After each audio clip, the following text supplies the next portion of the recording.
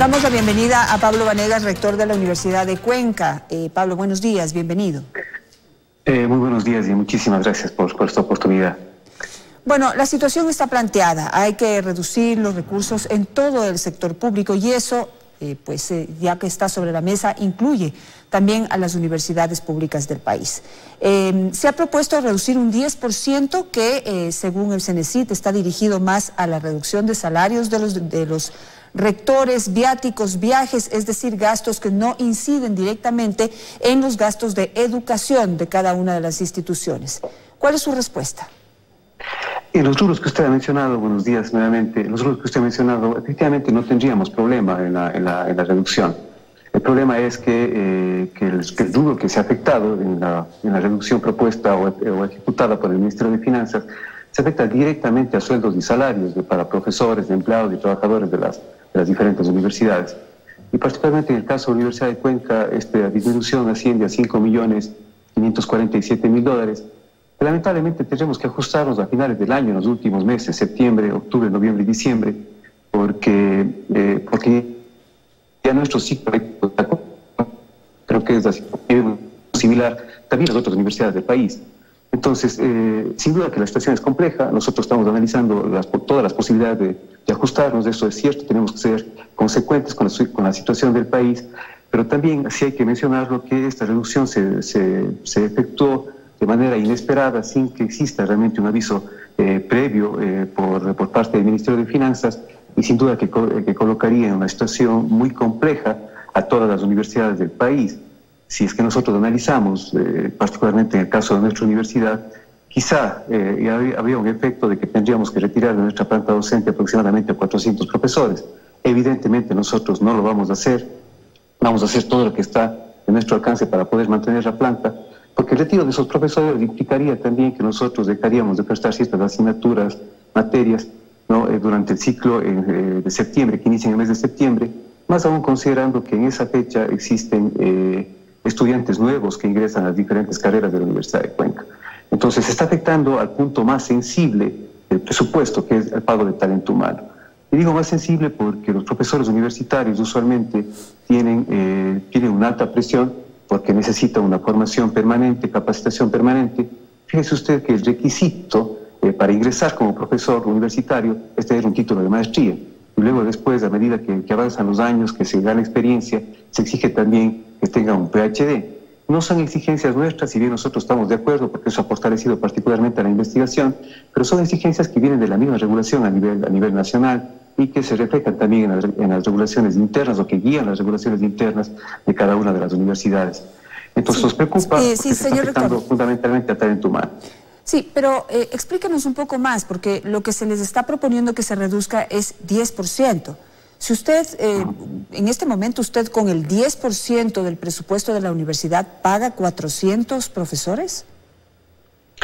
No, lo que sucede es que, le decía, el presupuesto recién se va a ajustar a partir de la mitad de año prácticamente. Si nosotros hubiéramos podido ajustar ese presupuesto a inicios de año, sí seguramente lo hubiéramos podido hacer con dificultad, pero lo hubiéramos podido hacer, ¿no? Pero fíjese usted que se nos indica que se recostará el presupuesto a mitad de año y tomando en consideración que la universidad está a medio ciclo, no puede en este momento cambiar las cargas, las asignaciones de tareas a los profesores. Esta distribución de carga horaria, de actividades, tiene que establecerse, tiene que durar hasta el mes de agosto. Únicamente luego del mes de agosto nosotros podremos realizar estos ajustes, ¿sí? Porque en este momento la planificación académica para el mes de entre marzo y agosto está corriendo, ¿no? Va a ser muy complicado que nosotros cambiemos la distribución porque están organizados paralelos para estudiantes, ¿no es cierto?, diferentes asignaturas ofertadas. Entonces es una planificación que toma, la verdad, meses de la universidad antes de que empiece el ciclo lectivo. Entonces cambiar a mitad de ciclo es muy complicado. Por esa razón yo sí quiero mencionar pues que la decisión, ¿no es cierto?, de alguna manera no esperada de parte del Ministerio de Finanzas, sin duda que no fue atinada porque nos complica la planificación y la ejecución de la planificación de las universidades. Entonces el efecto va a sentirse únicamente en los últimos 4 años del año, en los últimos 4 meses del año, cuando ya hayamos ejecutado una buena parte de ese presupuesto del cual nos están recortando el 10%. Claro, pero no me respondió la pregunta. Usted manifiesta que va a tener que prescindir de los servicios de 400 profesores. Y mi pregunta es esa. Si con el 10% del presupuesto general que tiene la universidad, usted le paga a esos 400 profesores. Porque ahí la pregunta sería, explíquenos qué hace con el 90% restante. Lo que pasa es que el 90% restante se tiene que gastar entre los meses de agosto, de septiembre a diciembre. Pero también ya se gastó entre los meses de enero a agosto. Es decir, este ajuste tiene que aplicarse únicamente, en nuestro caso, entre los meses de septiembre y diciembre. Por esa razón es que algunas universidades han detenido las matrículas, están reorganizando sus actividades, pero en nuestro caso no es posible esa reorganización porque ya tenemos un ciclo en marcha. Ese 90% al que usted hace referencia ya está distribuido, gastado o se va a gastar entre los meses de enero y agosto, y el ajuste tendrá que aplicarse únicamente entre septiembre y diciembre, y por lo tanto, entre septiembre y diciembre nosotros no tendremos dinero para poder cubrir o pagar a esos 400 profesores. Pero entonces usted me ratifica que usted usa el 10% del presupuesto para pagar 400 profesores. Únicamente entre los meses de septiembre y diciembre. ¿Y por qué usted no reduce el presupuesto en otros rubros y tiene que ir directamente al pago de profesores? Porque lo que dice el CENESID es que se debería usar o aplicar esa reducción en todo lo que son el sueldo de los rectores, viajes, viáticos, es decir, gastos que no tienen que ver con el sistema, digamos, con el sistema o el presupuesto educativo, para no afectar. Mire, nosotros estamos de acuerdo en esa parte, ¿no? Es decir, tenemos que reducir, tenemos que ajustar los presupuestos. El problema es que, de acuerdo a las regulaciones del Ministerio de Finanzas, al reducir esos gastos, nosotros no podemos pasar esos gastos ahorrados, digamos, al presupuesto para pago de profesores. Existen restricciones, no puede pasar gastos de inversión a gasto corriente, que es lo que se utiliza para pagar a los profesores. Entonces el Ministerio de Finanzas tiene que hacer reformas para poder realizar esos ajustes. Nosotros no estamos en desacuerdo con eso de ninguna manera, pero el problema es que el recorte que se realiza por parte del Ministerio, ¿no es cierto?, va directamente a ese rubro que específicamente paga sueldos y salarios. ¿Pero por qué? Porque, digamos, desde el CENESID no está diciendo específicamente que vaya a ese rubro, más bien está diciendo específicamente que vaya al rubro de pago del rector, de los rectores, o sea, no está hablando de los profesores, y está hablando de viajes, viáticos, es decir, una serie de rubros que seguramente en su momento eran necesarios, pero en este momento que hay que todos poner el hombro y todos tenemos que sacrificar, pues hay que dejar los viajes de lado, hay que dejar los viáticos de lado, y hay que reducirse el salario en los rectores. No entiendo por qué usted lo interpreta como directamente en el rubro de los profesores. Voy a tratar de ser más gráfico. Quizá existen dos rubros, ¿no? Un rubro que paga sueldos y salarios. De allí se realiza el recorte. Y legalmente nosotros no podemos pasar rubros de inversión, como por ejemplo gastos de viáticos para pasajes y otros rubros de inversión que no se van a ejecutar este año. De acuerdo a la normativa del Ministerio de Finanzas, no podemos pasar para pagar salarios. Tienen que hacer esa reforma. Nosotros no es que nos neguemos a hacerlo, lo vamos a hacer. En mi caso particular, inclusive, y voy a renunciar al salario de rector. Pero sin duda, fíjese usted que el problema no está allí, ¿no? La cantidad que se paga para sueldos de rectores es mínima, el problema no está allí. Este es un problema de principios. Lo que se está tratando es de afectar al talento humano, porque al reducir el salario, el rubro para pago de talento humano, el pago para autoridad como rector es mínimo, ¿sí?, comparado con todo el volumen para pagar a 1.200 profesores. Entonces, si es que el retiro del salario como rector va a solucionar el problema, yo lo voy a hacer. Pero el problema no está allí. Simplemente esta situación lo que trata es de desviar el verdadero problema, que es que se está tratando de afectar al talento humano de las universidades. Ya, pero mire, pero hay que... a los investigadores que solucionan todo esto, sí. Pero, señor rector, tal vez usted debe tomar en cuenta lo siguiente. Primero, que se le está pidiendo, ya le entendí lo que usted dice, que la orden, digamos, la reducción directa que viene desde el Ministerio de Economía es a ese rubro, y por ley no pueden tomar dinero de otros rubros. Está clarísimo para mí. Pero lo que se está pidiendo es que, en todo caso, a cada maestro o a cada empleado de la universidad le reduzca un 10% del sueldo, que yo sé que para muchas personas puede ser un golpe fuerte, pero tome en cuenta que al resto digamos, o a muchos empleados en el país se les está pidiendo que contribuyan. En este momento lo que se está analizando en la Asamblea Nacional es que las personas que ganan desde $2.500 es una de las propuestas, otra de las propuestas es que las personas que ganan desde $4.000 y la propuesta inicial del gobierno es que las personas que ganan desde $500 aporten con parte de su salario. Si es que se aprueba, la donación por parte de las personas que ganan $4.000, que no son muchas, es el 20% de su salario. Es decir, todos tenemos que hacer un sacrificio. Digamos, tomándolo por ese lado, ¿no podría reducir un 10% de cada uno y así distribuir el aporte? Sí, en eso no hay ningún problema, sí. Y de cada profesor universitario yo estoy seguro que va a realizar esa donación, como usted menciona. ¿Sí? El problema va más allá. El asunto es que se quiere realmente reducir el salario de los profesores, ¿no? Es decir, no es que va a ser una contribución, una donación durante un tiempo.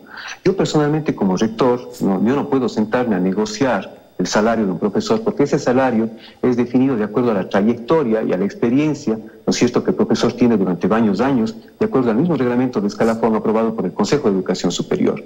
Entonces yo no puedo sentarme a negociar porque hay derechos del profesor.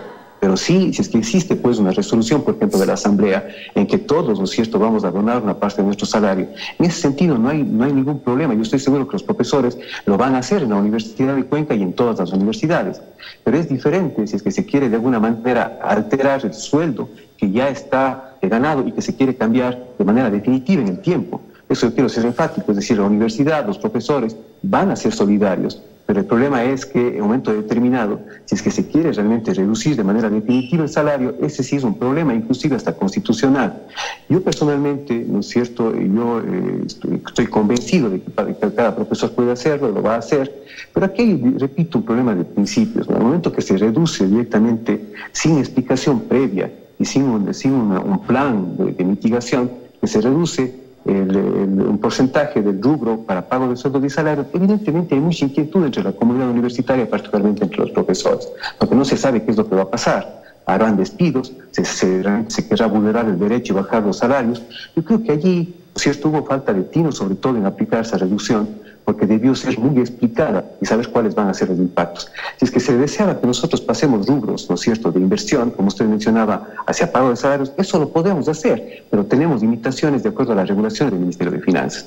Bueno, pero ahí hay una solución, pero señor rector, lo que pasa es que hay que tomar en cuenta que a todos nos ha tomado de sorpresa lo que ha sucedido y nos toma en medio de una crisis económica que ya venía de atrás, en donde no tenemos ahorros, no hay dólares físicos, no podemos imprimir dólares, tenemos un oleoducto roto, el precio del petróleo por el piso y tenemos una pandemia en donde la prioridad obliga al Estado a atender la parte de salud en el país y en el sector público.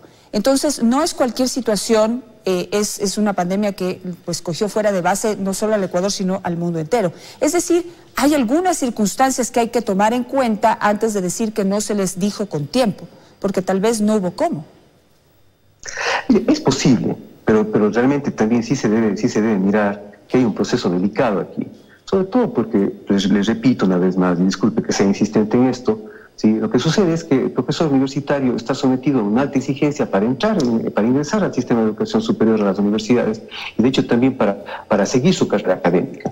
Entonces, solamente quiero colocar un ejemplo de lo que pasaba hace algunos años. Los profesores usualmente, a pesar de que tenían una preparación adecuada, preferían no realizar la actividad principal en la universidad y únicamente le dedicaban cierto número de horas, ¿no? Y finalmente su actividad principal estaba en la industria, en el sector público-privado, pero fuera de la universidad.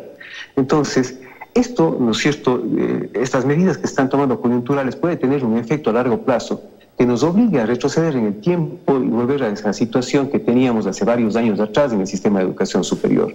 Es algo que nosotros fundamentalmente no queremos en las universidades. Si bien sabemos que tenemos que hacer cambios en el presupuesto, que hacer ajustes, y los profesores también están conscientes de la situación del país, pero tampoco se puede, en función de la situación coyuntural, ¿no es cierto?, tomar medidas a largo plazo.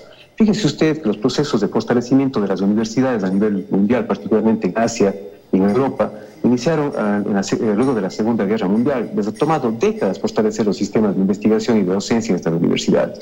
Entonces, si bien estamos de acuerdo que coyunturalmente se tienen que tener medidas, al tomar medidas, hay que tener mucho cuidado que esas medidas no sean a largo plazo y que no afecten la misma estructura de las universidades. Particularmente nosotros en las universidades públicas tenemos estudiantes que vienen de los diferentes sectores sociales, particularmente sectores bastante desprovistos, ¿no es cierto?, vulnerables, y nosotros tenemos que entregar inclusive becas. Los profesores de las universidades, incluyendo la mía, inclusive están haciendo donaciones, están tratando de dar soporte a los estudiantes que no pueden realizar sus estudios de manera adecuada, ¿no?, con los suficientes medios. Pero por otro lado también ha sido un proceso complicado el pasar de un momento al otro de una educación presencial a una educación en línea. Son trabajos que lo pueden hacer los profesores en base a su conocimiento previo. Entonces yo quiero rescatar, ¿no es cierto?, el trabajo que hace el docente universitario y todos los docentes en todos los niveles de educación, más aún considerando que la educación es un principio fundamental que está consagrado en la Constitución. Hay dos elementos, la salud y la educación. Inclusive en la Constitución, en el artículo 165, se menciona explícitamente que ni siquiera en los casos de estado de excepción se pueden tocar los presupuestos asignados a salud y educación. Entonces, es importante, ¿no es cierto?, que si bien tenemos que conversar, tenemos que llegar a acuerdos, pero evitando que se produzcan fraccionamientos en la parte de la estructura de la universidad, porque nosotros no solamente hacemos docencia, tiene necesariamente que fortalecerse la investigación, la vinculación con la sociedad, la innovación, si es que se quiere realmente que las universidades contribuyan mucho más de lo que han contribuido. En el futuro, la contribución de la universidad será mucho más decisiva, porque todos conocemos que las condiciones serán diferentes a las condiciones que tenemos actualmente. Mucho se habla de que la normalidad cambiará, ¿no? En ese sentido también el modo de vivir, el desplazamiento, la movilidad, temas de energía irán cambiando. En ese sentido, la universidad es la que tiene que responder. Y únicamente se responde desde el talento humano. Las universidades no son el edificio, no son los laboratorios. Esos edificios, esos laboratorios se utilizan bien porque detrás de ellos existe talento humano y las personas muy bien formadas para investigar y para dar clase. Para concluir, y si usted está de acuerdo, quisiera rescatar de todo lo que usted ha dicho. Primero, que la educación debe ser un sector prioritario, es decir, que si hay que reducir, debería ser el último sector en el que se piense junto con el de la salud. En este momento, si queremos salir adelante, debemos fortalecer el sistema de educación y fortalecer el sistema de salud. Quizás aquí lo que habría que aclarar es que desde el CENESID se está diciendo que se eliminen gastos superfluos, si lo puedo denominar de esa manera, como viajes, viáticos y sueldos de algunos rectores que superan, digamos, una media en este momento de crisis admisible. Puede haber casos que no, puede haber casos que tengan un sueldo normal, ¿sí? Rectores estoy hablando, no estoy hablando de profesores, pero darle prioridad a la educación. Ahora, segundo lo que hay que aclarar, y mañana va a estar el señor Albán del CENESID aquí, es consultarle si esto va a ser permanente o solamente es temporal, porque usted está asumiendo que eso va a ser permanente y eso específicamente no se ha dicho desde el CENESID. Y lo tercero es ver si se puede sacar presupuesto de otro lado para poder compensar y no afectar en este momento los salarios de los profesores. ¿Estaría de acuerdo usted con eso? Mire, así es. Nosotros en esa parte estamos completamente de acuerdo, porque efectivamente hay gastos, ¿no es cierto? Hay actividades que no se van a poder realizar durante este año. Las mismas construcciones, lo que usted menciona, viajes al exterior. Y esto de los viajes yo quiero quizá aclarar, no es que sea un proceso de vanidad o algo que se hace porque el profesor simplemente desea. Mire, los viajes se realizan porque los profesores tienen que intercambiar conocimiento con otras universidades, con otros investigadores. Y también hay investigadores que vienen de otras universidades, de otros países a nuestras universidades. Entonces el intercambio es necesario. Nosotros no podemos permanecer en el país únicamente encapsulados en lo que nosotros pensamos que está correcto. Entonces eso es necesario y ha sido necesario históricamente. Y ese ha sido uno de los factores por los cuales ese intercambio me refiero, ha sido uno de los factores que ha permitido mejorar la investigación, ha permitido mejorar nuestra presencia internacional. Entonces, esos temas hay que tratarlos, ¿no es cierto?, para llegar a acuerdos de tal manera que efectivamente sea una medida de momento, mientras dure este proceso, esta situación de emergencia, de tal manera que no se afecte el proceso estructural que está siguiendo la Universidad Ecuatoriana durante varios años. Gracias, señor rector. Le agradezco muchísimo su presencia, su explicación esta mañana muy importante. Le deseo un buen día. Gracias a usted.